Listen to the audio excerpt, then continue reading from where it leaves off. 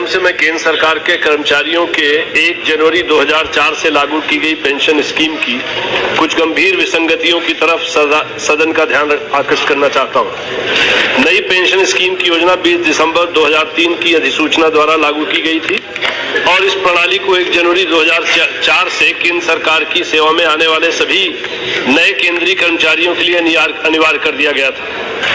इसकी पूर्ववर्ती पेंशन योजना में कर्मचारियों को मिलने वाली पेंशन उनकी संतोषजनक सरकारी सेवा के प्रतिफल के रूप में और उनको उनके परिवार को सुरक्षा दिलाने के लिए की गई थी।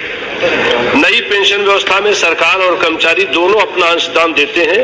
इस अंशदान को सरकार द्वारा शेयर मार्केट की डिफॉल्टर कंपनियों में लगाया जा रहा है। शेयर मार्केट आधारित इस व्यवस्था से सेवानिवृत्त होने वाले कर्मचारियों का भविष्य बेहद जोखिम भरा होता जाएगा और यहाँ तक कि उनकी पेंशन की कोई निश्चित गारंटी भी नहीं रह जाएगी। दूसरी बात, पुरानी पेंशन व्यवस्था में सेवानिवृत्त होने वाले हर कर्मचारी को बढ़ने वाली महंगाई के प्रतिपूर्ति के रूप में प्रत्येक 6 माह में महंगाई भत्ता दिए जाने की व्यवस्था थी, जो इस व्यवस्था में नहीं है।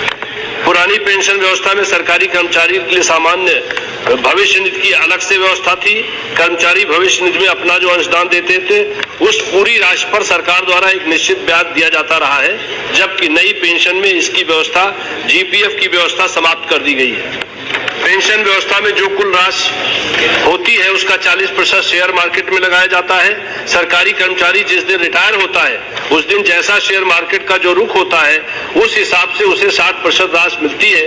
बाकी 40% के लिए पेंशन प्लान लेना पड़ता है और पेंशन प्लान के आधार पर ही उसकी आगे की पेंशन तय होती है। जैसा कि मैं बता चुका हूं, इस पेंशन की राशि में बढ़ती हुई महंगाई के लिए किसी भी तरह की सरकार द्वारा समय समय पर की जाने वाली प्रतिपूर्ति की कोई व्यवस्था नहीं है।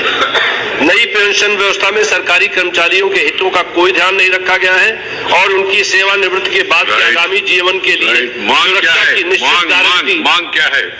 मांग ये है मान्यवर, मेरी सदन के माध्यम से सरकार से मांग है कि सरकारी कर्मचारियों के लिए नई पेंशन व्यवस्था की जगह 1 जनवरी 2004 के पूर्व वाली पुरानी पेंशन व्यवस्था लागू की जाए।